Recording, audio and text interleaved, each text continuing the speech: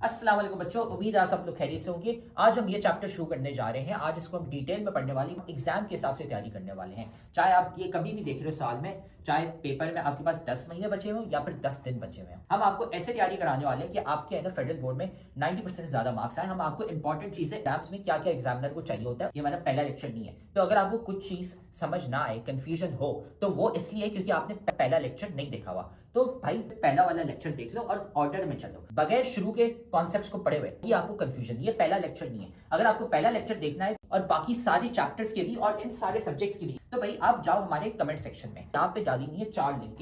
इसमें पूरी किताब की हमने प्लेलिस्ट डाली हुई है, इसको दबा दो, आपको है ना सारे लेक्चर्स मिल जाएंगे इस पूरे के पूरे सब्जेक्ट के। डाले में फ्री के नोट्स, यहाँ पे नोट्स कोई एमी नोट्स नहीं है। ये आप लिंक दबाओगे तो खुलते हैं, आपके पास हमारे 300 बच्चे जो थे जिनके 90% ज्यादा मार्क्स आए थे, उनके हमने नोट्स कंपाइल करके आपके लिए डाले हुए ताकि आप भी है ना अपने एग्जाम की तैयारी कर सको। सारे के सारे नोट्स हमने डाले हुए इन 300 बच्चों के। तो भाई ये देखो यहाँ पे पड़ा हुआ है हमारे सब्सक्राइब का बटन, इसको सब्सक्राइब कर लो, ठीक है। बेल्स भी है ना यहाँ पे दबा दो, लाइक करो वीडियो को और साथ में जाके कमेंट करो अपना वीकेस्ट चैप्टर। भाई कौन सा चैप्टर है जो तुम्हें बहुत मुश्किल लगता है, बहुत वीक लगता है, हम क्या करेंगे उसका निकालेंगे one shot lecture. One shot lecture एक लंबा सा पूरे चैप्टर का लेक्चर होगा, उसमें हम आपको एग्जाम ओरिएंटेड तैयारी कराने वाले हैं ताकि आपके है ना पेपर में 90% मार्क्स आ सके। तो जाके कमेंट करो कौन सा चैप्टर आपको बहुत मुश्किल लगता है। फिर ये याद रखना कि भाई हमारे लेक्चर्स, हमारे नोट्स, सारे गेस्ट पेपर्स काम के होते हैं। ये 300 बच्चे हैं जिनके ना 90% ज्यादा मार्क्स आए थे। तो सारा मटेरियल कमेंट सेक्शन में सबसे पहला कमेंट है, वहां पे पड़ा हुआ है। और अगर आप भी उन बच्चों की तरह 90% ज्यादा मार्क्स लाना चाहते हैं तो आप भी ना हमारी बैच ज्वाइन कर सकते हैं,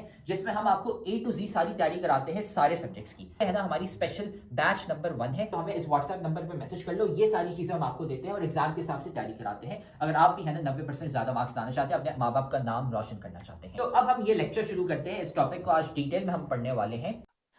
जैसे मैंने आपको कल एक बात बताई थी, अगर आपको याद हो तो मैंने कल आपको एक बात बताई थी कि सबसे पहले मैंने आपको कहा था कि एक विनीगर है। जो मैंने कहा कि हम जो विनीगर इस्तेमाल करते हैं, सिरका इस्तेमाल करते हैं घरों में फूड आइटम्स के अंदर, वो एक एसिड होता है बेसिकली। और साथ मैंने आपको एक और भी बात की थी कि एक एसिड है हमारे पास जो कि सल्फ्यूरिक एसिड है, और वो बहुत पावरफुल है। वो इतना पावरफुल है कि अगर आप उसका एक ड्रॉप अपने हाथ में डालोगे तो वो आपके हाथ को चीरता हुआ चला जाएगा, उसमें सुराख कर देगा। वो आपके हाथ पे ठहरेगा नहीं, एक सेकंड के लिए भी वो आपके हाथ पे नहीं ठहरेगा। वो आपके हाथ को लाइक चीरता हुआ नीचे जाएगा, इतना स्ट्रॉन्ग। तो ऑफ कोर्स के सारे एसिड एक जैसे नहीं है। इससे हमें क्या पता लगा कि हमारे पास जो सारे एसिड्स हैं वो एक जैसे नहीं है। कुछ एसिड बहुत ज्यादा स्ट्रॉन्ग है और जो कुछ एसिड हैं वो इतने स्ट्रॉन्ग नहीं है। तो यहाँ पे उसी बात आगे हम स्ट्रेंथ पे बात करें कि हमारे जो एसिड हैं उनकी क्या स्ट्रेंथ है, या हमें कैसे पता लगेगा कि एक एसिड की क्या स्ट्रेंथ होगी। आइए हम देख लेते हैं। All acid and base do not ionize in an aqueous solution to the same degree। तमाम एसिड और जो बेस हैं वो एक्वस सोल्यूशन के अंदर आयोनाइज नहीं होते सेम डिग्री के लिए। सेम डिग्री का मतलब है एक जितने, कुछ बहुत ज्यादा आयोनाइज हो जाएंगे, कुछ थोड़े से कम आयोनाइज हो जाएंगे। All acid and the bases do not ionize in an aqueous solution to the same degree। जितने भी एसिड और बेस हैं वो कि सेम डिग्री में आयोनाइज नहीं होते। जो ज्यादा आयोनाइज हो जाएंगे वो ज्यादा स्ट्रॉन्ग होंगे, जो कम आयोनाइज होंगे वो कम स्ट्रॉन्ग होंगे। भाई ये लेक्चर तो तुम बहुत मजे से देख रहे हो, लेकिन तुम्हें पता है कि लेक्चर देखने से खाली 90% मार्क्स नहीं आ जाते। असल में भाई मार्क्स कैसे आते हैं, तो भाई ये लेक्चर देखने के बाद आपने नोट्स खुद के बनाने होते हैं और फिर साथ में आपने प्रैक्टिस भी करने होते हैं सवाल। भाई ये हमारा फेवरेट कोट है, 90% marks don't come from just hard work, they come from consistency, smart strategy and proper revision. भाई स्मार्ट तरीके से पढ़ो, स्मार्ट तरीका ये हमने आपको बताया हुआ है। तो साथ में हम आपको तरीका भी नहीं बता रहे, साथ में हम आपको दे रहे हैं भाई नोट्स। जाओ कमेंट सेक्शन में, नोट्स में से आपको मिल जाएंगे भाई उन बच्चों के नोट्स। 300 बच्चे थे जिनके 90% ज्यादा मार्क्स आए थे, उनके नोट्स वहां पे पड़े हुए। लेकिन साथ में उधर नीचे हमने आपको सवाल भी दिए हैं प्रैक्टिस के लिए। ये यहाँ पे पूरी गूगल शीट पड़ी हुई है भाई, यहाँ से जाके सवाल प्रैक्टिस करो। खाली ऐसा कुछ नहीं होता कि हाँ हम लेक्चर देखेंगे हमारे मार्क्स आ जाएंगे, नहीं भाई। नोट्स पढ़ने होते हैं और साथ में इनकी प्रैक्टिस भी करनी होती है सवालों की। Therefore they have a different strength। इसी वजह से हम कहते हैं कि उनकी स्ट्रेंथ डिफरेंट है, उनकी ताकत different.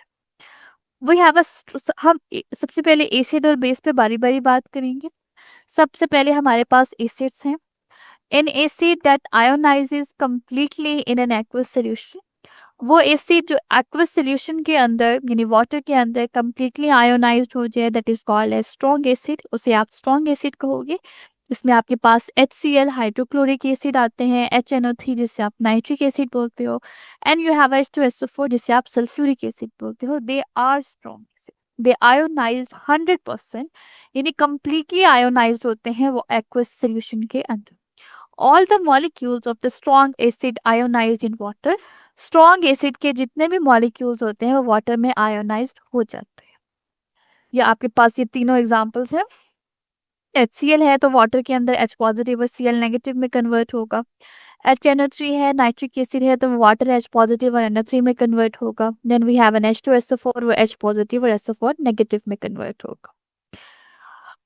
Acid that do not ionize completely in an aqueous solution, वो एसिड जो कि कंप्लीटली आयोनाइज नहीं करते अपने एक्वस सॉल्यूशन में, यानी वो इसी फॉर्म में रहना पसंद करते हैं, इस H पॉजिटिव और नेगेटिव की फॉर्म में नहीं जाते हैं, उन्हें हम वीक एसिड कहते हैं। Fewer molecules of weak acid ionize in water, weak acid के जो कुछ मॉलिक्यूल्स होते हैं वो आयोनाइज हो जाते हैं। आयोनाइज तो वो होंगे ना जो कि इस बात को रिप्रेजेंट करेंगे कि वो एसिड है। कितने होंगे, क्या वो सब होंगे, क्या वो बहुत ज्यादा H पॉजिटिव दे रहे हैं या वो कम दे रहे हैं, that is a different thing. For example ethanoic acid, acetic acid जिसे हम which is found in a vinegar, जो कि आपको सिरके में मिलेगा, ionized up to 5% in water. तो उम्मीद है अब आपको है ना ये टॉपिक समझ आ गया। हमने सारे के सारे सब्जेक्ट्स और सारे के सारे चैप्टर्स के हमने नोट्स डाले हुए हैं, लेक्चर्स डाले हुए हैं। इधर कमेंट सेक्शन में चले जाओ, नोट्स पढ़े हुए हैं, लेक्चर्स पढ़े हुए हैं, गेस्ट पेपर भी हम आपको दे रहे हैं और इंपॉर्टेंट चीजें भी बता रहे हैं ताकि आपको है ना एग्जाम की डेट्स भी पता चल जाए और आपका एग्जाम मिस ना हो जाए।